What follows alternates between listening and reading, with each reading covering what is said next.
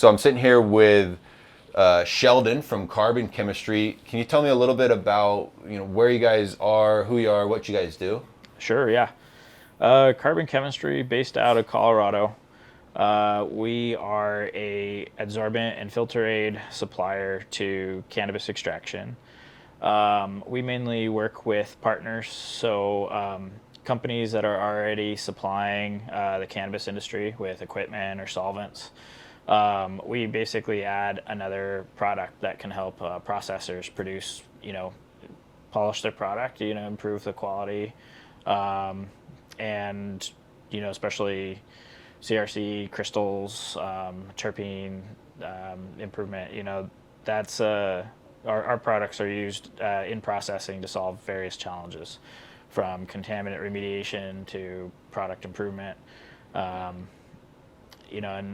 that's really our core business. It's very niche, and we focus on meeting that demand. Which it's interesting because I think that there's a debate around whether or not we should filter our oil. Yeah, I mean, in a perfect world, everything would be ultra high-end flower that was the cleanest of clean, natural, K&F grown, and was only squished with like pure unicorn blood. But until we can get there, I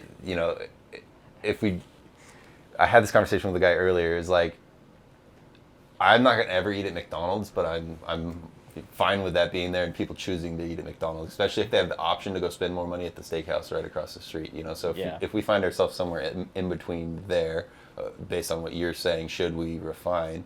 What I don't think we should be doing is telling other people what they should do, and that's how I feel about it. Like, if you want to smoke CRC stuff, great, good for you. And I've had a lot of good CRC. Like, it's not, as long as it's safe and clean and you trust the person that made it and their process, then why not? Why would I care what choices you make for yourself? That's how I feel about it. So, yeah, I'll go for it. Sell all the media that people want. Like, if you don't, someone else is. There's a demand out there for it. Well, even what I would consider you an incredibly well-educated and connected person in the industry. And even when you look at the product line, you're like, oh yeah, CRC material. Yeah, for the most part. Not even to think a thought to that on all the different options, what the blend, what the choices of the processor were. So I think that, having a brand where, if it's carbon chemistry products, then that it's products that are designed for cannabis. Right. That's what we're offering. Yeah. We know what you're doing. No Magnesol filter aids. No, and Magnesol is an interesting one because they do have some scientific support. I was talking to them a bit at an edible oil conference, and but at the end of the day, did you tell them what we were doing with it? Huh? Did you tell them what we were doing with it? No, Hey, you can use that shit for weed, right? But it's interesting because people hear magnesium silicate, because we got MagSil PR.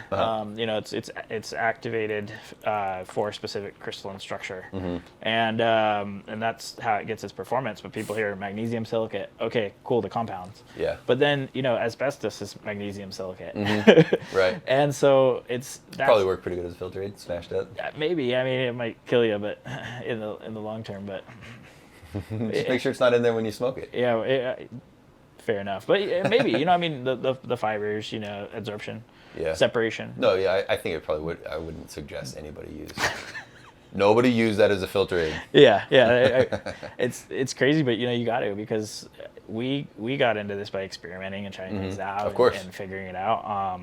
But there is a lot of unscrupulousness that you can do.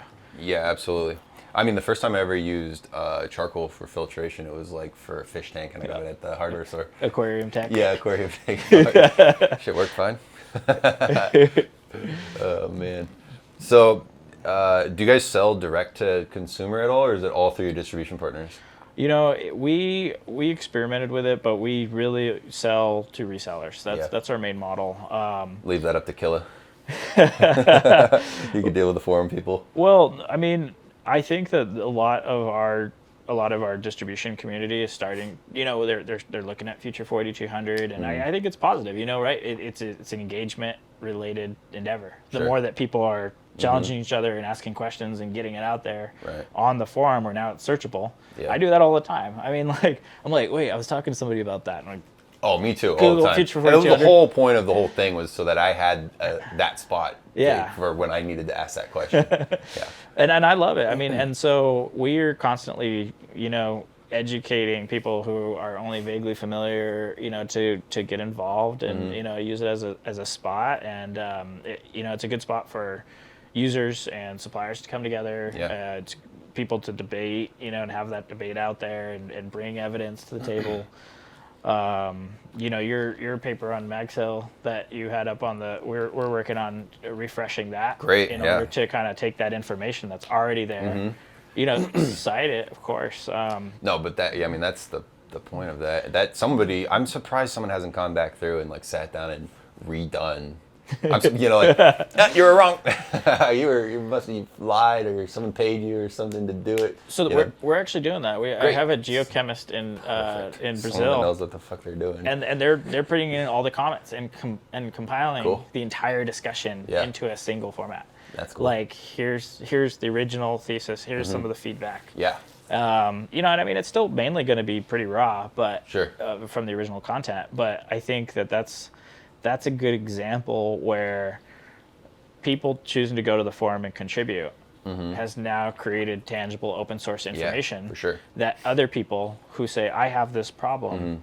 Oh wait, there's a solution for it. Right. And oh wait, here's the tips on how to do it. I think that it's invaluable, and I would say that, I mean, really our way of doing business, while we were trying to be an ancillary company, because being an ancillary company, it's like you get most of the shade that cannabis gets without much of the glory.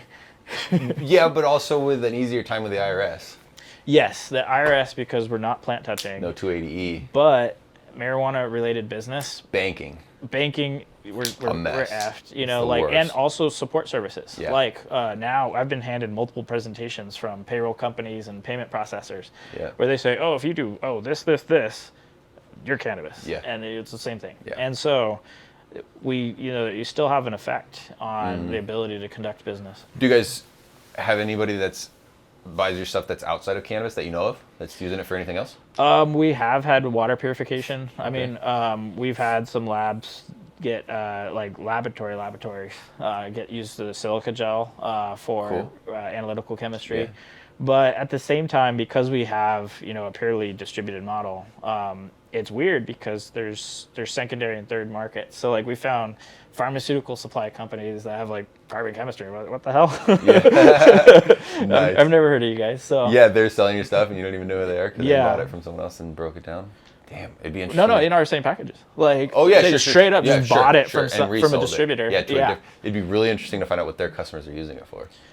It would be interesting. I mean, and that is because you asked the first question, do you guys sell direct? And we have worked directly with some companies on R&D because you need to, you can't funnel that information back. Yeah, you don't want to experiment on your customer base. Well, not only the experimentation, but then also the other side. Like, take this for example. We've gone out and talked to multiple labs. They're like, oh, we love your product. We use it all the time. It helped us win a cup here. Or helps us with this issue, and we're like, cool. Like, what products are you using? They're like, oh, well, that's kind of our thing. Like, that's our secret. And it's like, all right, fair enough. Because I mean, what are we gonna do, right? We go, oh, they use T5, T41, put it together in a pack for everybody to buy. Buy these 4 things together, you'll do really good, just like these guys. and and that's completely fair. So it's, but to an extent, cannabis, a lot of it grew. It's not like there's one, Papa Cannabis said, oh, we were wrong about processing. Now it's this. Everybody follow these instructions. It's a bunch of people trying to solve the same issue. Poking at it, doing something slightly different, finding something better, passing it on. Smart, innovative rebels that are just saying, why do we think we haven't figured out? What else can we do? Right, why would I do it like him? Yeah. So, I mean, that is... But no like food oil or anything like that? That you know of directly? Yeah, I mean, really, the scale is just massive. Yeah. I mean, one large edible oil processor would go through a couple rail cars a month. I think I've been rendering like the tallow from my beef and stuff. Oh, yeah. And even like my bacon grease I save. And if I use it, it gets dark. Like, it needs to go through some Magnesol, right? So I was going to do a little... I've got a bunch of different powders from you guys, and I was going to run a little mini. We also launched granular, you know? Ooh, that's cool. Yeah, so there's, if you're looking for, you know, higher flow. Yeah, and to run my fat through, just hot fats through, without a carrier. So we have a basic one. ZeoClear is our granular product line. That's cool. So we got Y, which is basic. It's like 9. You know, high silica content. We have L, which is it's 6, so slightly acidic. You know, it could be good for crystallization. And then we also have OS, so we have a opaline silica. How's that work? People happy with it? Yeah, you know, I mean, we haven't even formally launched. Did you get the right one? Right, isn't that the question? Yeah. I think. Do you know what the right one is? You know, I remember reading something in the forum very specifically. Somebody's like, if somebody would just buy this shit and sell it to me, I would love it. Yeah. Like, that's it. Like, right. Somebody supply this to me. Yeah. Because I can't buy a truckload and they won't sell to me. Yep. So I think that that's an important function. But then also, like, you know, so not only with distribution channels and partners say, hey, we'll try this out. Because to a certain extent, you know, you can't say, oh, based off of this configuration, use it here in this amount. Yeah. You can have load rates. You can kind of say based off of this much oil coming in, but then you can have what happens when you're using CO2 source oil or something that has completely different. Yeah, the problem with saying that is then lab dude is like, all right, this much every single time. It's like, oh, well, you know, versus maybe that's not exactly, I don't want a monkey necessarily. I want someone that's a little more adaptable than that. Like, okay, this stuff coming in is a little, I'm going to need to use a little more. I know from my experience from doing this all the time and you know, building up this knowledge on it, I know that I'm probably going to need a little bit more this time, or I'm definitely going to need a lot less on this one. This is really good stuff coming in. Like, I think that there's an opportunity for us in our role where we're supplying people and we have access to a large, you know, data set of what people are doing, right. Or to kind of help give some, because you do have that side of the spectrum, right? You have a consultant, somebody who's like, I've set this up in, you know, 200 different labs. I've seen it ran all these different ways, and this is what we use, and it works, you know, consistently. And then you have the companies that as soon as they say, okay, consultants, we've paid you your money, now we want our hourly guys to come in here and turn wrenches. You know, everybody wants something that's repeatable and can be distilled down. I think that, like, extraction is such a physical job that it's tough to get companies to see it as kind of more of a technician job. You know, you do need a little bit more of that. But I think that there is consistent questions like, what's the fat content? Sure. You know, what's the terpene content or the potency of the inbound or the humidity or moisture content?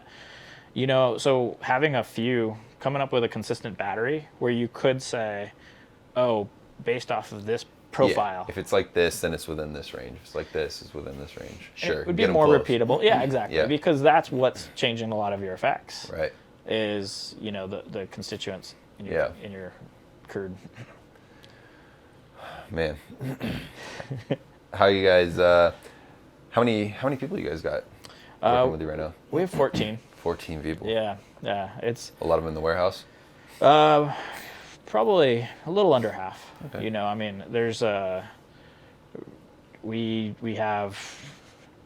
we're actually right now we're working on a project to get a lot of our inventory into third-party logistics so we can forward position it, because I think that's a pain point for our distributors is, you know, they have a customer that's like, I need a whole pallet. Right. And it takes 3 days and, you know, it's $600. It tax on expense. So we can actually store it closer to market. Cool. That way people can get it quicker. Dude, and like, so say, let's say Killa orders a pallet for somebody and he doesn't, it's probably not what he has on hand, right? Do you just drop ship it out to the customer for him? Yeah, we drop ship. Yeah. You know, I mean, if it's a pallet. We're working on doing smaller volumes because we want to support, because one thing that I've found is that where people buy their consumables from, it's not linear. It's not like, you know, oh, everybody has a different rationale. Maybe they're getting something else. Maybe they know somebody who knows somebody and they supply them with the equipment. Like, there's a million reasons. So one thing that we want to support is is being able to do smaller parcel dropship too, because somebody has that relationship. And I mean, really, when we get down to it, I hear a lot of people that are like, I got to get my media bill down, or, those consumables is your, that's your OPEX. So that's going to have an impact on your profit. But at the same time, when you do the math, it's like $20 worth of media. Yeah. You're losing more butane. Yeah. Right. Per run. And it's interesting because it's part of it. But when you're running up against people who say, hey, we've got distribution and we don't have to do anything to the product. We're just going to run it. Then you're adding an extra step. So For sure. Time, energy, and materials. Yeah, it's going to cost more. Yeah. Yeah. So the price sensitivity makes sense, but also that's one of the reasons that we don't retail. Because if we said, come to Carbon Chemistry, click buy on our website, it would really, it takes away an entire layer of the supply process. Right. That I think that our users get more value through our distribution channel. Absolutely. And it comes down to like a customer service thing. So then you become a company that's got a bunch of employees that are all doing customer service because you've got a bunch. And not that you don't do that anyways, but your customers are then, when you have resellers as a customer, it's different than when you have a consumer as a customer. Yeah. And I mean, really, a lot of our distributors are actually larger than us. They've got sure. more people. They have more resources to support it. And ultimately, that's going to be a better experience for our users. Yeah, for sure. So yeah, they get that more personalized touch. Yeah. Yeah. Nothing wrong with that. And I mean, you brought up, Killa. Like, I think that for somebody to say, hey, I'm going to buy it through you, but ship it to me, wherever the hell I am. That says something about how he's winning that business, right? He's walking them through, hey, this is how you'd want to use it. This is why you're going to use it. Like, the thing that we struggle to do, which is get the use case, is the sales process. Right. Here's the use case. Right. This is why you should do it. And, one thing I got to say about selling consumables too, especially, magic powder, magic sand. Yeah, the dust. The purveyors of dirt. I think that if it wasn't providing value that helped people keep their doors open, they'd stop ordering next week. Yeah, for sure. And like I said, there's a reason people are buying it because people want it. Yeah, and so, but it's been a tricky transition for us to go from, like basically our sales process was like, fuck you, we promise nothing, we won't do anything for you, buy at your own risk. Like that's pretty much was like our first couple of years, like that was our actual terms of service. Yeah. But now it's there's an opportunity to combine that information to make it easier. Right. And and ultimately you still run into people. There's so much in cannabis, right? Like I feel like everybody in cannabis is an entrepreneur. Like a good amount of it, yeah. And you gotta learn, you gotta be, a chemist and a supply chain expert and purchasing and marketing and like everybody's multi-channeled and trying to keep up on the best technology all the time, which I think that's the huge value of the forum. Sure. So you have everybody putting information into one bucket. Yeah, I was having that conversation with someone there. It's like, I'm not the guy with the information. Most of the shit I don't know. That's why I started that spot, because I needed a spot where everybody else could start pitching in their information, because no one person has the answer to everything, right? Yeah. You can't beat that hive mind. Yeah. But, to that point, I think you do get involved where it's just like, we got it all figured out and everybody's using it, or, a large saturation. And then you run into somebody and they're like, yeah, I've heard about this CRC thing. What's that? And it's like, oh yeah, it's an industry. Yeah. Of course, like the rest of the world. Yeah. We have this like fallacy of everybody having perfect information. Mm-hmm. And I think that it's a huge cognitive blind spot for people in the space when they think about themselves, like right. And the people they surround themselves with. Yeah. And they all have similar, like exactly extractors and CRC. That's like, I talk about it every day, but then you go talk to your aunt at Thanksgiving. She's like, "What the hell are you talking about? CRC, We've hash."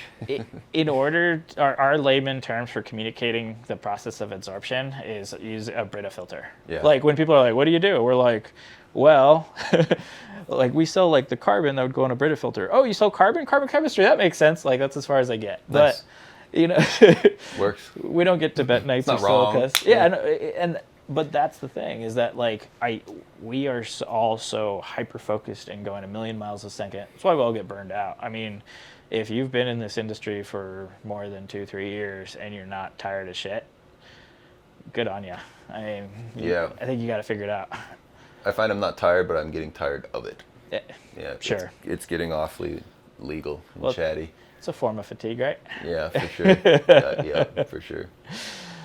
Yeah, mushrooms is next, and I fear it's gonna do the same thing, maybe faster. Be unfortunate. Well, I mean, I think, if you look at a business life cycle, you have something that grows, and then it either declines or you have new innovation, and then it spurs. And I agree with you, the corporatization of the industry and seeing everybody talking about mushrooms is like, oh no, it's going to happen over there too. Oh, it's 100% happening over there. But at the same time, I'm huge on mushrooms for what it means for manufacturing, for, I'm really interested in looking at like resources and environmental improvement through chemistry. Certainly. Certainly. And so one thing I do like about the fact that this is getting everywhere more popular is you do have scale. Yeah. Like I remember early on when like hemp was starting to kind of take off, it's like, oh wow, that's a lot of homogeneous biomass that's already been pre-treated with chemicals. Yeah. What a nice waste stream. Yeah, exactly. Look at all this extra. And mushrooms will be that. And then, the combination of the two and the next wave I see is food. Those are three great things to oversaturate the market with. Yeah. Weed, mushrooms, and good food. Like you get those three things and people start questioning why they're going to do anything else. So, and then that, that's kind of like long-term goal. That'd be sweet. If everybody just... Well, and I mean, like, that's one thing. I think D8 has kind of latched on to the decades of history of people smoking weed. Yeah. It's like, same thing. But, I definitely, even though, recreationally use some mushrooms, it's a tough thing to be recreational because it's like you can basically go and produce and pick your own, antidepressants. Yeah, but ain't nobody out here in Vegas going to pick mushrooms out of the rocks. There's no mushrooms out there. A closet grow can supply a lot of people. Yeah, but I mean, so can your closet grow of weed, but closet grow of mushrooms is probably easier with the right start. Yeah. Because you can just keep it in that little tote and it's in there, and you just, I think if you can keep a houseplant alive, you can keep a tote of mushrooms alive just fine. But that doesn't mean people won't go buy it at the store. And with the microdosing of the mushrooms, that's going to be, I think, a lot of people. The microdosing of the mushrooms and the amount of people that are currently prescribed antipsychotic medication and the amount of people that will be able to get off of that medication for the microdose of mushrooms is going to be revolutionary for sure. And I mean, you're looking at the addressment of a present problem. What about all the unaddressed? Yeah, for sure. Like I think I've heard a lot of people be like, oh, I tried mushrooms. It was like therapy in a cap. And it's like having people who are, grounded, a little bit more in tune. That's what I'm saying. People that are high on weed and mushrooms and eating good food and start questioning everything. Why the fuck would I go to work? Well, I mean, there's a lot of existential threats against humanity. And, sure, I think that questioning authority is great. And, doing that in an organized manner and people waking up a little bit and saying, wait, this is bullshit, I'm not going to accept that. I think that's a good thing. But more so, I think people who are in tune and capable and connected are in a good spot in order to actually innovate.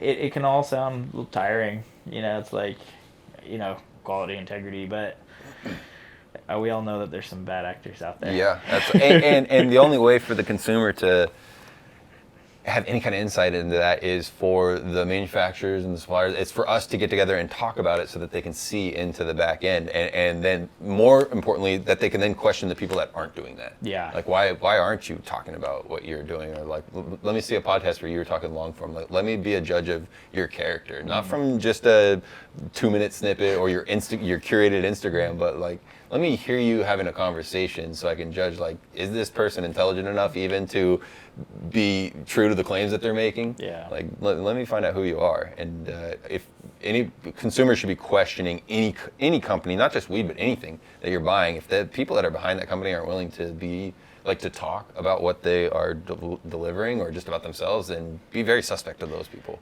This would be a cool disruptive output if cannabis innovates Oh, manufacturing standards. Transparency. Transparency is like, I think capitalism could be ultra successful if with absolute transparency, because then it forces you to operate in a like completely positive manner. Because if you're going to get canceled. If you're, you know what I mean? Like, cancel culture sucks. But on the other hand, don't be an idiot.